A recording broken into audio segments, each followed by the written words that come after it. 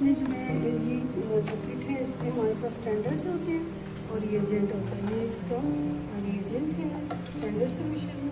ये किट में होता है, हर किट जो है वो स्पेसिफिक होती है, जो भी आप एस्टिमेशन जिसके लिए आप करना चाह रहे हैं उसकी स्पेसिफिक होती है। अच्छा, इसमें हमने क्या करना होता है कि हमें टेस्ट ट्यूब्स प्रिपेयर करनी होती है। अब ये जो टेस्ट ट्यूब्स हैं इसमें हमारे पास एक टेस्ट ट्यूब जो हमें लेबल करनी होती है टेस्ट, एक जो है टेस्ट ट्यूब वो हमने लेबल करनी होती है ब्लैंक, और एक जो हमने स्टैंडर्ड को लेबल करनी होती है। ठीक है, आके देखो आपने यही रेप्लिकेट करना है क्लास में। ठीक है, तो ये स्टैंडर्ड हमने लेबल करनी होती है। ठीक है, इसके बाद जो है वो आपने क्या करना होता है कि इन टेस्ट ट्यूब्स में हमने सबसे पहले रिएजेंट ऐड करना होता है। 1 ml रिएजेंट है जो कि हमने सारी टेस्ट ट्यूब में ऐड करना होता है। इस तरह से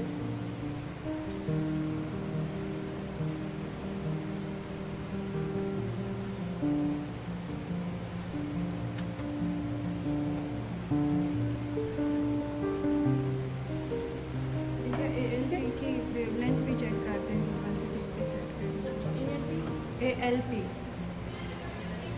ठीक है, इसके बाद हमने जो है वो डिस्टिल वाटर ऐड करना होता है। जो हमारे पास ब्लैंक वाली ट्यूब है उसमें हम डिस्टिल वाटर ऐड करते हैं।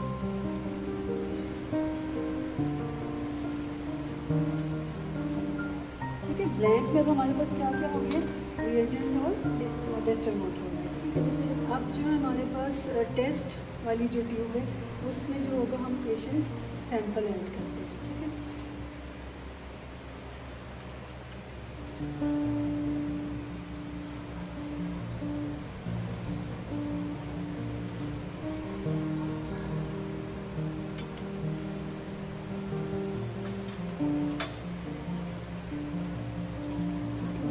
स्टैंडर्ड ट्यूब है, इसमें हमने ये वाला स्टैंडर्ड सोल्यूशन है, ये हमने इसमें ऐड कर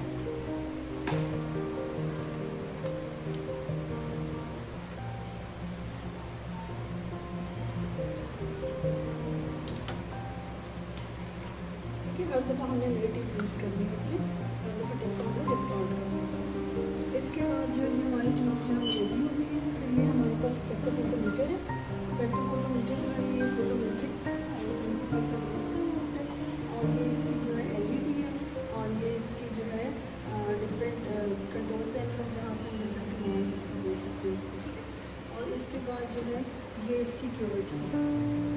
ठीक है, ये इसकी क्यूबिट्स हैं, और क्यूबिट्स जो होती है इनको हमें यहाँ साइड से पॉजिटिव साइड से ब्रेक करना होता है, और इसकी जो ब्लैंक साइड होती है इसको हम जब अंदर यहाँ पे फिक्स करते हैं तो फिर लाइट पास करती है, तो इसकी हमने इससे बहुत केयरफुली जो है इसमें करके इसमें प्लेस करना होता है ताकि लाइट जो है इसमें से प्रॉपर्ली पास कर सके। ठीक है, उसके बाद कितनी करनी है इसमें जो है वेवलेंथ 405।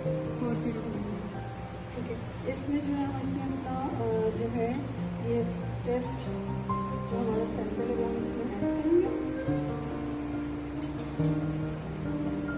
और यहाँ पे हम इसको प्लेस कर देंगे इस तरह से करके प्रॉपर्ली इसको प्लेस करके ब्लैंक।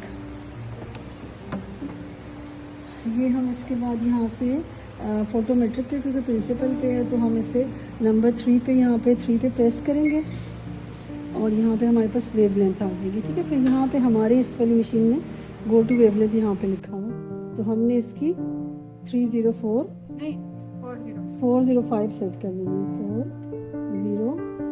405 इसकी हमने सेट कर लेनी है। ठीक है, ये हमारी इसकी सेट हो जाएगी वेवलेंथ। ठीक है, उसके बाद ये हमारी सेट हो जाएगी, हम अपनी एब्जॉर्बेंस में इसमें चेक कर लेंगे।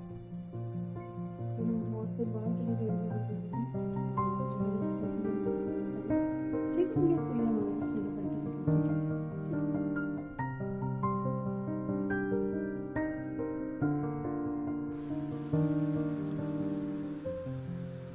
बिस्मिल्लाहिर्रहमानिर्रहीम। अच्छा, जो ALP की एस्टिमेशन है ना, इसका प्रिंसिपल क्या है कि ALP जो है alkaline phosphatase, it works best in alkaline medium. ठीक है, अच्छा, और ये क्या कैटेलाइज करता है कि ये नाइट्रोफिनॉल फॉस्फेट को नाइट्रोफिनॉल प्लस फॉस्फेट बनाता है, और नाइट्रोफिनोल जो है that is yellow in alkaline medium. तो इसकी हम जो है इंक्रीज इन एब्जॉर्प्शन मेयर कर लेते हैं एट 405 नैनोमीटर्स वेवलेंथ, ठीक है।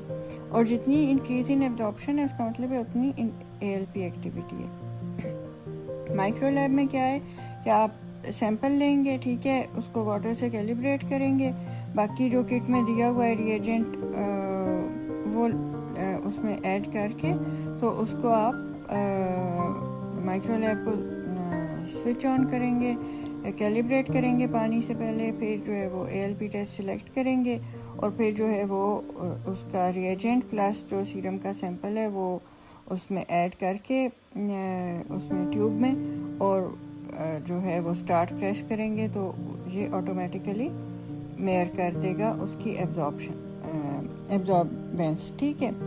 अच्छा, रैपिड है, ऑटोमेटेड है और इसमें मतलब एरर का लेस चांस है। स्पेक्ट्रोफोटोमीटर में वही कि आपको सैंपल चाहिए, ALP रिएजेंट चाहिए, क्यूवेट चाहिए, 405 नैनोमीटर पे वेवलेंथ सेट करनी है, ठीक है। उसी तरह से आप जो है वो ट्यूब्स बनाएंगे ब्लैंक उसको कैलिब्रेट करने के लिए, उसके अलावा टेस्ट वाली ट्यूब बनाएंगे और एक स्टैंडर्ड बनाएंगे, ठीक है। उसका जो सैंपल है उसको आप प्लेस करेंगे इनसाइड द स्पेक्ट्रोफोटोमीटर क्यूवेट को और उसकी एब्जॉर्बेंस मेयर करेंगे, ठीक है। अच्छा, की डेटाबेस क्या है कि ये बोन और लिवर में होता है ALP जो है बाइल कैनेलिकुलाई से सिक्रीट भी होता है और बोन से भी। अच्छा, अल्कलाइन मीडियम में काम करता है। अच्छा, और फिर जो इसकी नॉर्मल वैल्यूज़ हैं 40 to 120 हैं, ठीक है। बच्चों में ज़्यादा इसलिए होता है कि उधर बोन ग्रोथ हो रही होती है। एरर्स वही हैं कि अगर सैंपल हिमोलाइज हुआ है या वेवलेंथ नहीं सही सेट की तो आपका रिजल्ट नहीं आएगा। फिर क्लिनिकल इंटरप्रिटेशन में देख लेते हैं कि 64 ईयर ओल्ड फीमेल है, ठीक है। उसने प्रेजेंट किया है persistent aching in right hip और लोअर बैक में, ठीक है। और वो पहले तो समझती रही कि just because of getting older, ठीक है। और अच्छा, बाकी उसकी कोई इतनी सिग्निफिकेंट मेडिकल हिस्ट्री नहीं है, ठीक है।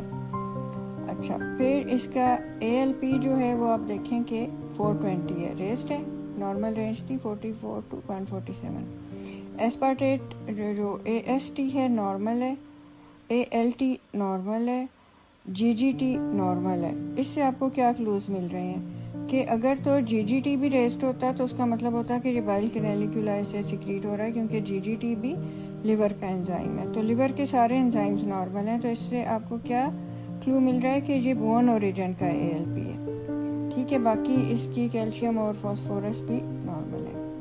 अच्छा, तो which of the following is most likely mechanism for patients elevated alkaline phosphatase? क्या जो obstruction of common bile duct है? नहीं, क्योंकि इसके तो गैमा GGT रेस्ट नहीं है ना। अच्छा, इंक्रीज ऑस्टियोब्लास्टिक एक्टिविटी है, हाँ ये लगता है क्योंकि ये फिर लिवर जो रूल आउट हो जाता है। अच्छा, vitamin D deficiency leading to secondary hyperparathyroidism? नहीं। Malignant infiltration of liver parenchyma, liver का कोई मसला ही नहीं है, उसके एंजाइम्स ही नॉर्मल है। Destruction of intrahepatic bile ducts, अगर डिस्ट्रक्शन हो जाए तो फिर तो ALP आएगा ही नहीं, ना GGT आएगा, तो ALP आ रहा है, ठीक है।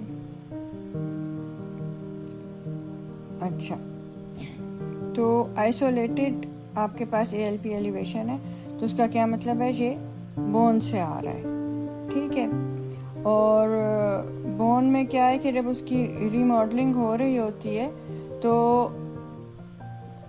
अगर उसकी एक तो है ना कि नॉर्मल रीमॉडलिंग हो रही है, लेकिन अगर केओटिक हो रही है, कोई डिजीज़ की वजह से हो रही है, तो ALP जो है वो सीरम में स्पिल करने लग जाएगा, ठीक है। और अच्छा, इसमें एक तो आपके जो क्लिनिकल क्यूज थे, एक तो एकिंग बोन पेन थी, उसके अलावा डिक्रीज हियरिंग भी थी ना, तो उसमें भी आपको पता है कि ईयर में जो मेलियस इनकस्टेपिस होती हैं, तो अगर उधर भी बोन की ओवर ग्रोथ या कोई भी मसला हो रहा है तो उसमें डिक्रीज हियरिंग भी आएगी, ठीक हो गया। अच्छा, तो अगर जब भी आपने चेक करना है कि ओरिजिन ऑफ ALP क्या है तो आपको GGT चेक करना है। GGT अगर रेस्ड है तो इसका मतलब है ये लिवर से आ रहा है, और अगर GGT रेस्ड नहीं है तो इसका मतलब है बोन से आ रहा है।